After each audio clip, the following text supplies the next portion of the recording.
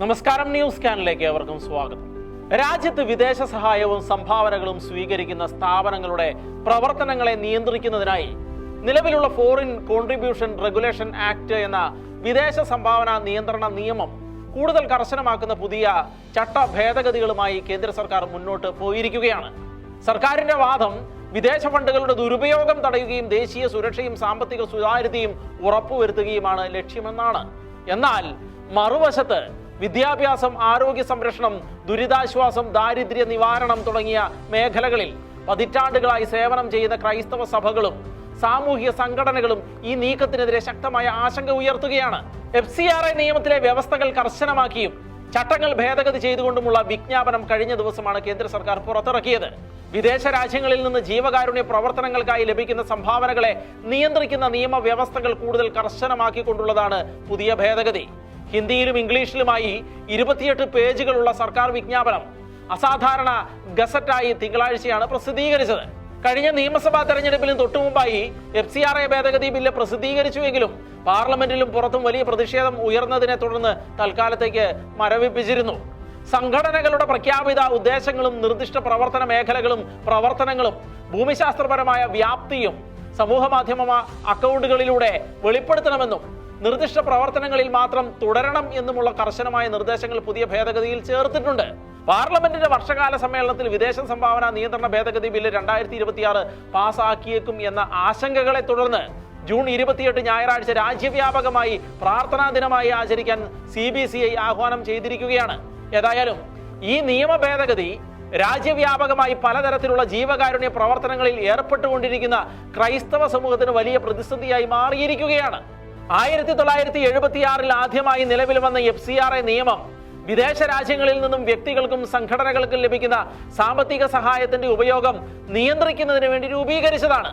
പിന്നീട് 2010 പുതിയ നിയമം കൊണ്ടുവന്നത് കൂടാതെ 2020 ആയപ്പോഴേക്കും കൂടുതൽ കർശനമായ ഭേദഗതികളും അതിന്മേൽ നടപ്പിലാക്കുകയാണ് ഉണ്ടായത്. ഇന്ത്യയിൽ പ്രവർത്തിക്കുന്ന വിവിധ മതസ്ഥരുടെ ആയിരക്കണക്കിന് സന്നദ്ധ സംഘടനകൾ, വിദ്യാഭ്യാസ സ്ഥാപനങ്ങൾ, മതസംഘടനകൾ, ആരോഗ്യ സ്ഥാപനങ്ങൾ എന്നിവയിൽ പലതും വിദേശ സംഭാവനകളെ ആശ്രയിച്ച് തന്നെയാണ് പ്രവർത്തിക്കുന്നത്. ഇവയ്ക്ക് കേന്ദ്ര ആഭ്യന്തര മന്ത്രാലയത്തിന്റെ അംഗീകാരം ആവശ്യമാണ്. എന്നാൽ ഇപ്പോഴത്തെ നീക്കങ്ങൾക്ക് പിന്നിൽ നിഗൂഢമായ ചില കാര്യങ്ങൾ ഉണ്ടെന്ന് തന്നെയുള്ള വാർത്തകളും പുറത്തു വരുന്നുണ്ട്. പുതിയ വിജ്ഞാപനത്തിലൂടെ കേന്ദ്ര സർക്കാർ വിദേശ സംഭാവനകളുടെ ഉപയോഗം, അക്കൗണ്ടിങ്, റിപ്പോർട്ടിങ്, രജിസ്ട്രേഷൻ നടപടികൾ എന്നിവയിൽ കൂടുതൽ കർശനമായ നിയന്ത്രണങ്ങളാണ് ഏർപ്പെടുത്തിയിരിക്കുന്നത്. ഏറ്റവും പ്രധാനമായി ഫണ്ടിന്റെ ഉറവിടത്തെക്കുറിച്ചുള്ള കൂടുതൽ വിശദ വിവരങ്ങൾ നൽകണം എന്നതും ചെലവുകളുടെ റിപ്പോർട്ടിംഗിൽ കൂടുതൽ കൃത്യത വേണമെന്നതും എടുത്തു പറയേണ്ട കാര്യങ്ങൾ തന്നെയാണ്. ബാങ്ക് അക്കൗണ്ടുകളുടെയും ഇടപാടുകളുടെയും മേൽ കൂടുതൽ കർശനമായ നിരീക്ഷണവും സംഘടനകളുടെ ഭാരവാഹികളെ കേന്ദ്രീകരിച്ചുള്ള വിവരശേഖരണം കൂടുതൽ വ്യാപിപ്പിക്കാനും അപ്പോൾ തന്നെ ഫണ്ടുകളുടെ ഉപയോഗത്തിൽ കേന്ദ്ര ആഭ്യന്തര മന്ത്രാലയത്തിന് കൂടുതൽ മേൽനോട്ട അധികാര വികേന്ദ്രീകരിക്കുന്ന രീതിയിലാണ് ഭേദഗതികൾ വരുത്തിയിരിക്കുന്നത്. ഇതെല്ലാം പ്രാവർത്തികമാക്കിയിരിക്കുമ്പോൾ തന്നെ കേന്ദ്ര സർക്കാർ വാദിക്കുന്നത് ഇത് നിയമാനുസൃതമായി പ്രവർത്തിക്കുന്ന സംഘടനകളെ ബാധിക്കില്ല എന്നും ദുരുപയോഗം നടത്തുന്ന സ്ഥാപനങ്ങളെ മാത്രം നിയന്ത്രിക്കാനാണ് എന്നുമാണ്. 3 പ്രധാനപ്പെട്ട കാര്യങ്ങളെ ആധാരമാക്കിയാണ് കേന്ദ്ര സർക്കാർ ഇക്കാര്യത്തിലുള്ള നിലപാട് കടുപ്പിച്ചിരിക്കുന്നത്. ഒന്നാമത്തേത് ദേശീയ സുരക്ഷ എന്നതാണ്. വിദേശ ഫണ്ടുകൾ ചിലപ്പോൾ രാജ്യവിരുദ്ധ പ്രവർത്തനങ്ങൾക്കും തീവ്രവാദ ധനസഹായത്തിനും ഉപയോഗിക്കപ്പെടാനുള്ള സാധ്യതയുണ്ട് എന്നാണ് സർക്കാരിന്റെ നിലപാട്. ഒരു പരിധിവരെയും അത് ശരിയാണ് താനും. കേന്ദ്ര സർക്കാർ മുന്നോട്ട് വയ്ക്കുന്ന രണ്ടാമത്തെ കാര്യം സാമ്പത്തിക സുതാര്യതയാണ്. ഓരോ രൂപയും എവിടെ നിന്നാണ് വന്നത്, എവിടെ എങ്ങനെ ചെലവഴിച്ചു എന്നത് കൃത്യമായി രേഖപ്പെടുത്തണമെന്ന കാര്യം സർക്കാർ ശക്തമായി ആവശ്യപ്പെടുന്നുണ്ട്. മറ്റൊരു പ്രധാനപ്പെട്ട കാര്യം ഉത്തരവാദിത്തമാണ്. സന്നദ്ധ സംഘടനകൾ പൊതുജന വിശ്വാസം നേടിയ സ്ഥാപനങ്ങളായതിനാൽ സാമ്പത്തിക കാര്യങ്ങളിൽ കൂടുതൽ ഉത്തരവാദിത്തം വേണമെന്നും സർക്കാർ നയം വ്യക്തമാക്കിയിരിക്കുകയാണ്. ഇത്തരത്തിലൊരു നിയമം പ്രാബല്യത്തിൽ വരുത്തുമ്പോൾ കേന്ദ്ര സർക്കാർ അതിലൂടെ ലക്ഷ്യം വെക്കുന്നത് എന്താണെന്നും ആരെയാണ് എന്നുമുള്ള വിവരങ്ങൾ ഇതിനോടകം ഗൗരവമായ ചർച്ചകൾക്കാണ് കാരണമായിരിക്കുന്നത്. അതേക്കുറിച്ച് ഷെക്കേന നടത്തിയ ചർച്ചയിൽ സാമൂഹ്യ പ്രവർത്തകനായ ആൻഡ്രോ അക്കര പറയുന്നത് ഇങ്ങനെയാണ്. CBCI call for prayer, national prayer and protest എന്ന് പറഞ്ഞപ്പോ വി ഡോണ്ട് കെയർ, ഞങ്ങൾക്കത് പ്രശ്നമില്ല, ഞങ്ങൾ ചെയ്തുകൊണ്ടേയിരിക്കും എന്നുള്ളൊരു തരം ചങ്കൂറ്റാണ് ഗവൺമെന്റ് കാണിച്ചിരിക്കുന്നത്. ഈ അമെന്റ്മെന്റിലെ ചില ക്ലോസസ് വളരെ ഇമ്പോർട്ടന്റ് ആണ്. കാരണം അമെന്റ്മെന്റ് അല്ല, ഇത് റൂൾസ് ആണ്. എക്സിസ്റ്റിംഗ് നമുക്കറിയാം, ഒരു ആക്ട് ഉണ്ടായാൽ അത് ഇംപ്ലിമെന്റ് ചെയ്യാൻ റൂൾസ് ഉണ്ട്. ആ റൂൾസിന്റെ അമെന്റ്മെന്റ് ആണ് ഇപ്പൊ ചെയ്തിരിക്കുന്നത്. അതിൽ 4 കാറ്റഗറി ഉണ്ട് ബേസിക്കലി.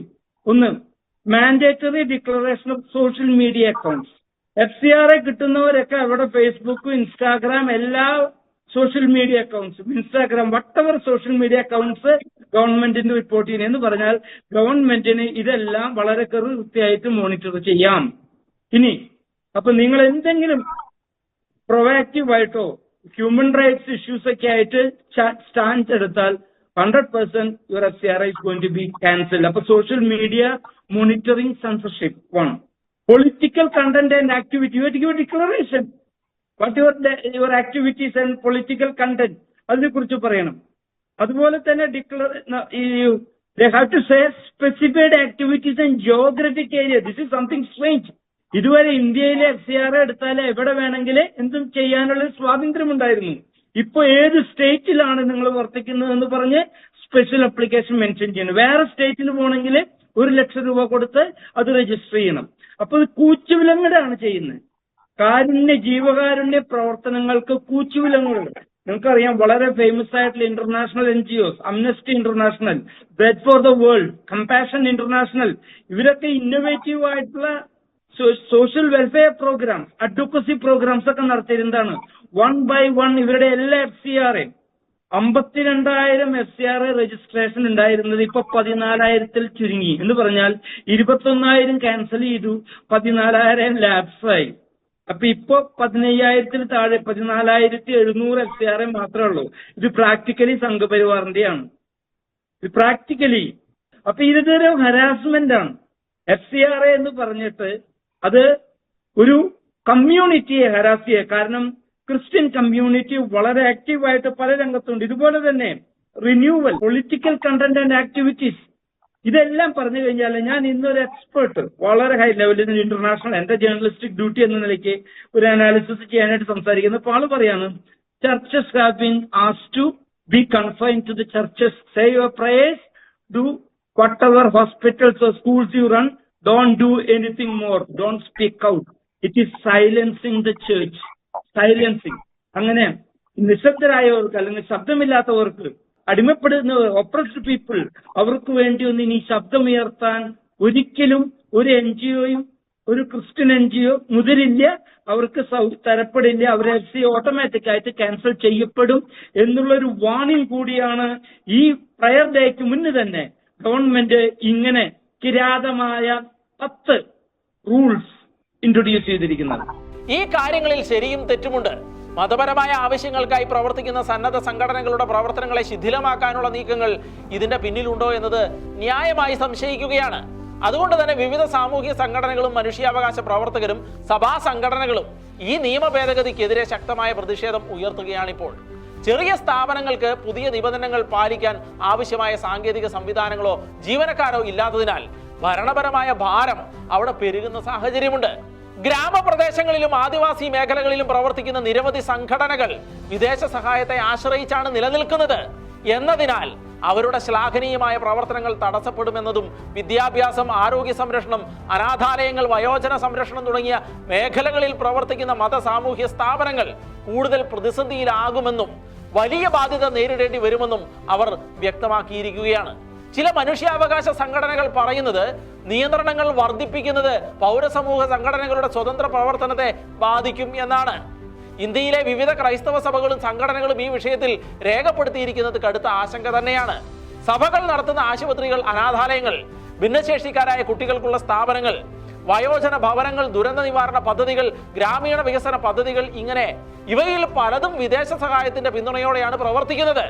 ക്രൈസ്തവ സ്ഥാപനങ്ങൾ മതപ്രചാരണത്തിനേക്കാൾ സാമൂഹ്യ സേവനങ്ങൾക്ക് മുൻഗണന നൽകുന്നവയാണ് എന്നും അധിക നിയന്ത്രണങ്ങൾ സേവന പ്രവർത്തനങ്ങളുടെ വേഗതയും വ്യാപ്തിയും കുറയ്ക്കാൻ ഇടയാക്കും എന്നുമാണ് സഭാ നേതാക്കൾ ചൂണ്ടിക്കാണിക്കുന്നത്.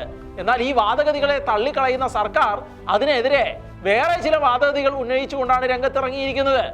നിയമം എല്ലാ മതസംഘടനകൾക്കും ഒരുപോലെ ബാധകമാണ് എന്നും ഇവിടെ ക്രൈസ്തവ സഭകളെ പ്രത്യേകമായി ലക്ഷ്യമിടുന്നില്ല എന്നും അതുകൊണ്ട് തന്നെ നിയമാനുസൃതമായി പ്രവർത്തിക്കുന്ന സ്ഥാപനങ്ങൾക്ക് ഭയപ്പെടേണ്ട കാര്യമില്ല എന്നും വിദേശ ധനസഹായത്തിന്റെ ഉറവിടവും ഉപയോഗവും സുതാര്യമാകണമെന്ന കാര്യം മാത്രമാണ് ഈ നിയമത്തിലൂടെ മുന്നോട്ട് വെച്ചിരിക്കുന്നത് എന്നും നിയമലംഘനം നടത്തുന്നിടത്താണ് നടപടികൾ ഉണ്ടായിരിക്കുന്നത് എന്നും ഈ നീക്കങ്ങൾക്ക് രാഷ്ട്രീയമോ മതമോ ബാധകമായിട്ടില്ല എന്നുമാണ് കേന്ദ്ര സർക്കാർ പറയുന്നത്.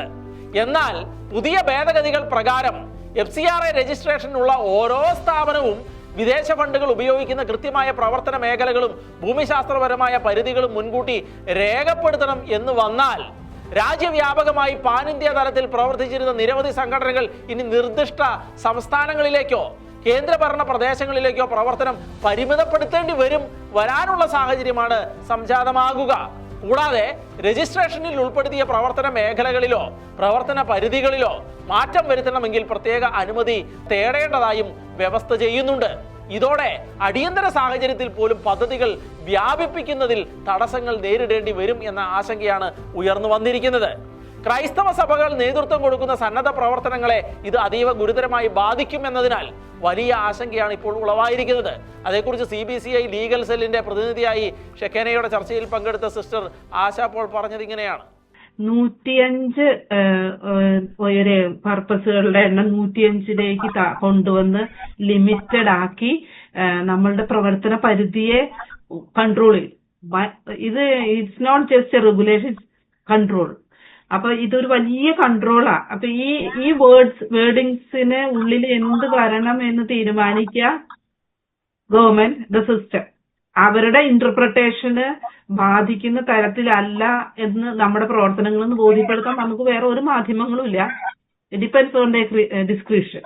പ്രത്യേകിച്ച് എല്ലാ പർപ്പസുകളോടും ചേർന്ന്, മിക്കവാറും എല്ലാത്തിന്റെയും കൂടെ ചേർന്ന്, എക്സെപ്റ്റ് ഫോർ പ്രോസ്ലിറ്റേഷൻ എന്നൊരു വാക്കും കൂടെ ഉപയോഗിച്ചിരിക്കുന്നു. നമ്മളുടെ എല്ലാ പ്രവർത്തനങ്ങളിലും നമുക്കറിയാം, നമ്മൾ ഇറസ്പെക്റ്റീവ് ഓഫ് മതവും കാസ്റ്റും ക്രീഡും റിലീജിയനും ഒന്നും ഇല്ലാതെ എല്ലാവർക്കും ഹ്യൂമാനിറ്റിക്ക് വേണ്ടി സർവീസ് ചെയ്യുന്നത്. അപ്പൊ ഈ restriction two numbers and wordings, പ്രത്യേകതരം വാക്കുകളിലേക്ക് അത് ഉതിർത്ത് ഇതിന്റെ ഒബ്ജക്റ്റീവ്സിനെ കുറിച്ചുള്ള നിയന്ത്രണവും രൂപരേഖകളും 2010 2011 വന്ന റൂൾസിലുണ്ടായിരുന്നു.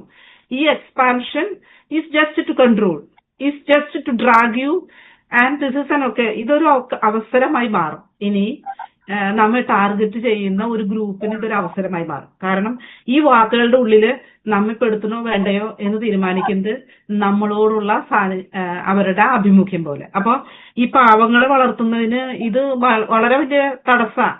ഇത് മാത്രമല്ല, ഈ കീ ഫങ്ഷണറീസ് എന്ന് പറഞ്ഞൊരു ലിസ്റ്റ് ഉണ്ടാക്കി ആ ലിസ്റ്റിലേക്ക് ഒരു വലിയ ഗ്രൂപ്പിനെ അങ്ങ് ആഡ് ചെയ്തു. അപ്പൊ ഇതിനെ നമ്മൾ അനലൈസ് ചെയ്യുമ്പോൾ ആ കീ ഫങ്ഷണറീസ് ചിലപ്പോൾ നമ്മുടെ ഓഫീസിൽ ജോലി ചെയ്യുന്ന ഏറ്റവും അവസാനത്തെ ഓഫീസ് ബെയറർ പോലും, ഓഫീസിലെ ഒരു ജോലിക്കാരൻ പോലും അതിനകത്ത് പെടാം. അപ്പോൾ നമ്മുടെയൊക്കെ ഓർഗനൈസേഷൻ, എസ്പെഷ്യലി ക്രിസ്ത്യൻസ് ഓർഗനൈസേഷൻസ്, മറ്റു മിക്കവാറും ഓർഗനൈസേഷൻസ് ഒക്കെ വലിയ ശൃംഖലകളായിട്ട് ജോലി ചെയ്യുന്നു, ശൃംഖലകളായിട്ട് പ്രവർത്തിക്കുന്നതാ. അപ്പൊ അതിനിടയിൽ each and every individual credibility നമ്മൾ ശ്രദ്ധിക്കണമില്ല എന്ന് ഞാൻ പറയുന്നില്ല. അപ്പൊ അതിനകത്തൊക്കെ നമ്മൾ വലിച്ചഴച്ച് ഈവൻ ദ ക്ലറിക്കൽ മിസ്റ്റേക്സ് പോലും ഒരു വലിയ പ്രോബ്ലം സാധൂകരിച്ച് അതിന് നമ്മളെ ക്യാൻസലേഷനിലേക്ക് ലീഡ് ചെയ്യണം. അപ്പൊ ജനനന്മയെ നിയന്ത്രിക്കുന്നതിന് ഉപയോഗിച്ചിരിക്കുന്നത് വളരെ കുഞ്ഞു കാര്യങ്ങൾ ഉപയോഗിച്ച് എങ്ങനെയെങ്കിലുമൊക്കെ തടയാമോ അവിടെയൊക്കെ തടയാനായിട്ടൊരു സാധ്യതയായിട്ട് ഇതിനെ മാറ്റുക. ഈ റൂൾസ് ഒരു വലിയ ത്രെട്ടാ. ഇത് നമ്മൾ വിചാരിക്കുന്നേക്കാൾ കൂടുതൽ ത്രെട്ടാ. ഇപ്പൊ ഈ ക്യാൻസൽ ചെയ്തപ്പോൾ ഒരു വലിയ ജനസമൂഹത്തിന്റെ ജീവിക്കാനുള്ള അവകാശത്തെ നഷ്ടപ്പെടുത്തിയത്. Right to live is a മൗലികാവകാശം. നമ്മുടെ ജീവിക്കാനുള്ള അവകാശം ഇന്ത്യൻ കോൺസ്റ്റിറ്റ്യൂഷൻ, ഇന്ത്യയുടെ ഭരണഘടന നൽകുന്ന ഒരു മൗലികാവകാശമാണ്. ആർട്ടിക്കിൾ 21 അനുസരിച്ച്. ആർട്ടിക്കിൾ 21ന്റെ ഇന്റർപ്രിട്ടേഷൻ സുപ്രീം കോടതി നൽകിയതനുസരിച്ച് ഏറ്റവും right to live life means right to live with dignity. അപ്പൊ ഒരു സാധാരണക്കാരനെ ഡിഗ്നിഫൈഡ് ജീവിതം കൊടുത്തുകൊണ്ടിരിക്കുന്ന ഏജൻസികളുടെ മേലിൽ ബ്ലോക്ക് ചെയ്ത് we don't expect to do that എന്ന് പറയുന്ന ഒരു അവസ്ഥയായിട്ട് വെക്കാം. മുൻപ് വിദ്യാഭ്യാസം, ആരോഗ്യം, സാമൂഹ്യ വികസനം, സാമ്പത്തിക ശാക്തീകരണം, മതപരമായ പ്രവർത്തനങ്ങൾ തുടങ്ങിയ വിശാല വിഭാഗങ്ങളിലായിരുന്നു സംഘടനകൾ രജിസ്റ്റർ ചെയ്തിരുന്നത്. എന്നാൽ പുതിയ ചട്ടപ്രകാരം സർക്കാർ നിർദ്ദേശിച്ച 105 പ്രവർത്തന ലക്ഷ്യങ്ങളിൽ നിന്ന് മാത്രമേ സംഘടനകൾക്ക് തെരഞ്ഞെടുക്കാനാകൂ എന്നത് കർശനമാക്കിയിരിക്കുകയാണ്. സാമൂഹിക ആരോഗ്യ മേഖലയിൽ പ്രവർത്തിക്കുന്ന ചില വിദഗ്ധരുടെ അഭിപ്രായത്തിൽ നിലവിൽ നടപ്പിലാക്കുന്ന ഒട്ടുമിക്ക പദ്ധതികളും ഈ പട്ടികയിൽ വ്യക്തമായി ഉൾപ്പെടുന്നില്ല. അതിനാൽ ഭാവിയിൽ അവയ്ക്ക് വിദേശ ഫണ്ട് ഉപയോഗിക്കുന്നതിൽ നിയമപരമായ അനിശ്ചിതത്വം ഉണ്ടാകാമെന്നതും വലിയ പ്രതിസന്ധിയായേക്കാം.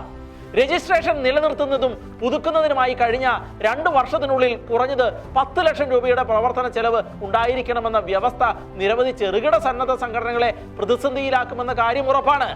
ഗ്രാമപ്രദേശങ്ങളിലും ആദിവാസി മേഖലകളിലും പ്രവർത്തിക്കുന്ന നിരവധി ചെറിയ സംഘടനകൾക്ക് ഇത്രയും തുക ചെലവഴിക്കാൻ സാധിക്കണമെന്നില്ല. ഇതോടെ അവയുടെ FCRA രജിസ്ട്രേഷൻ നഷ്ടപ്പെടാനുള്ള സാധ്യതയുണ്ട്.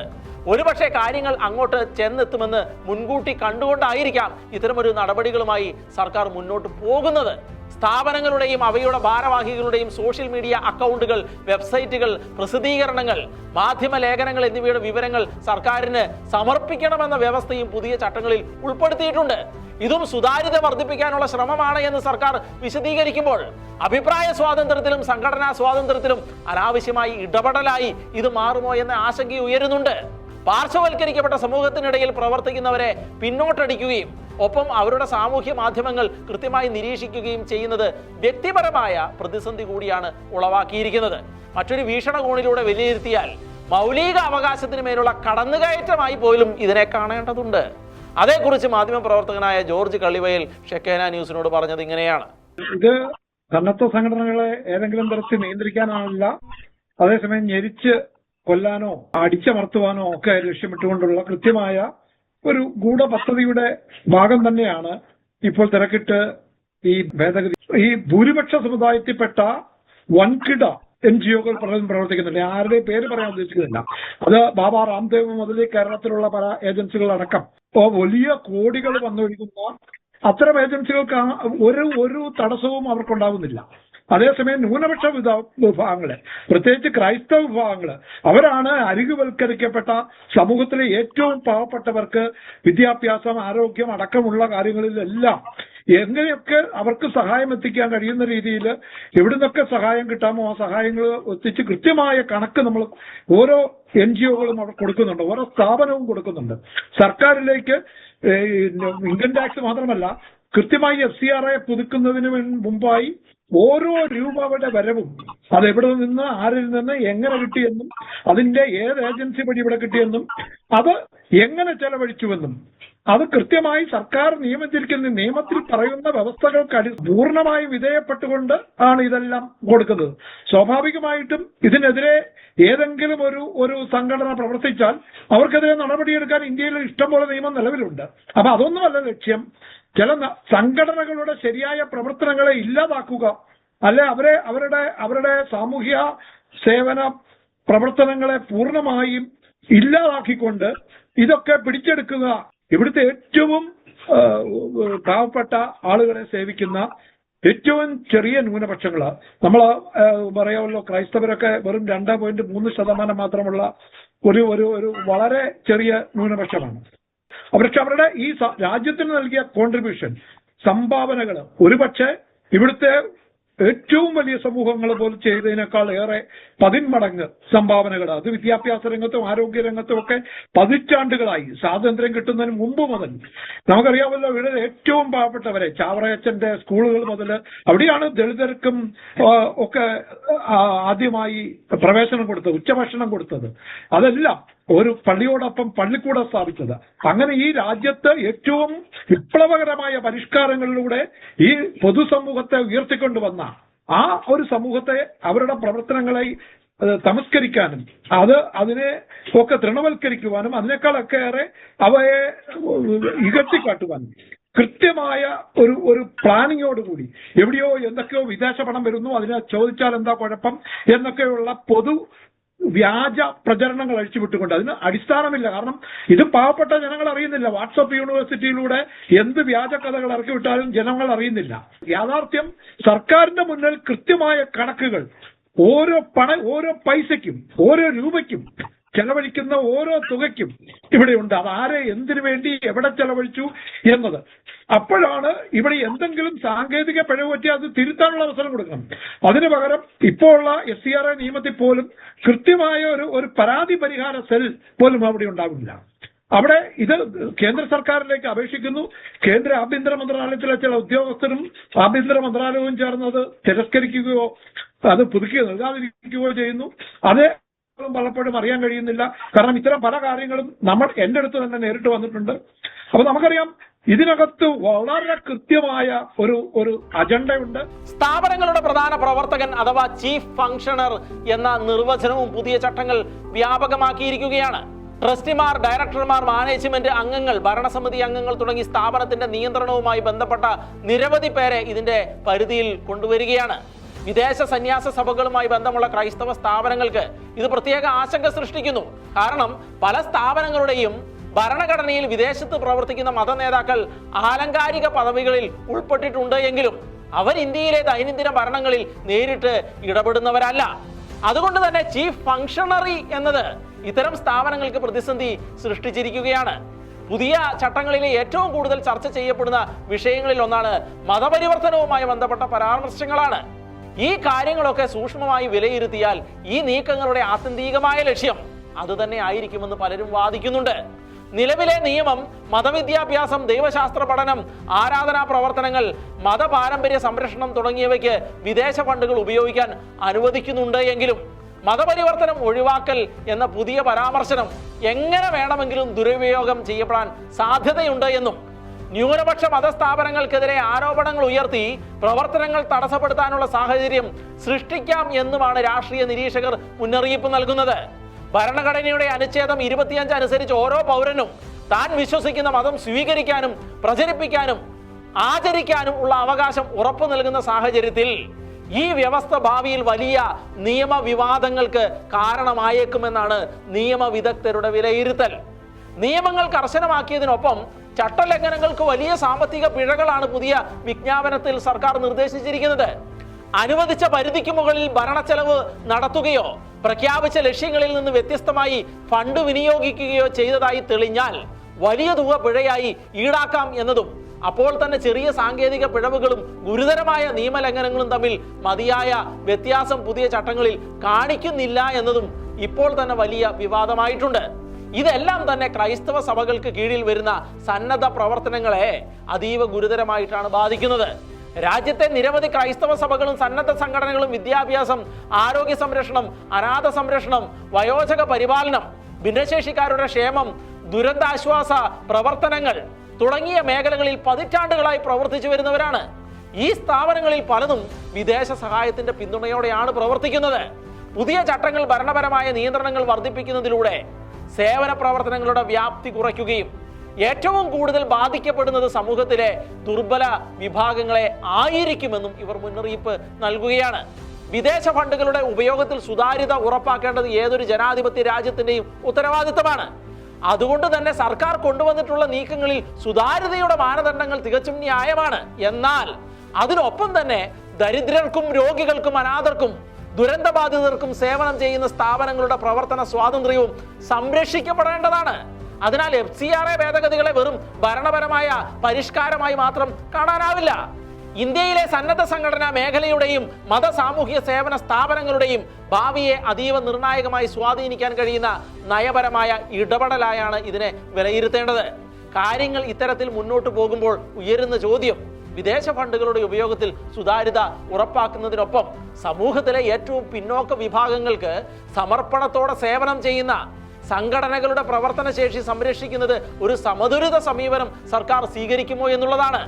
കേരളത്തിൽ ക്രൈസ്തവ വോട്ടർമാരെ ആശങ്കയിലാഴ്ത്തിയ FCRA ഭേദഗതികൾ തെരഞ്ഞെടുപ്പ് കാലത്ത് ക്രൈസ്തവ സമൂഹം ഗൗരവമായി വിലയിരുത്തിയിരുന്നു. അതേസമയം പാർലമെന്റിന്റെ വർഷകാല സമ്മേളനത്തിൽ വിദേശ സംഭാവന നിയന്ത്രണ ഭേദഗതി ബില്ല് 2026 പാസാക്കിയേക്കും എന്ന ആശങ്കകളെ തുടർന്ന് ജൂൺ 28 ഞായറാഴ്ച രാജ്യവ്യാപകമായി പ്രാർത്ഥനാ ദിനമായി ആചരിക്കാൻ ഭാരത കത്തോലിക്ക മെത്രാൻ സമിതി ആഹ്വാനം ചെയ്തിരിക്കുകയാണ്.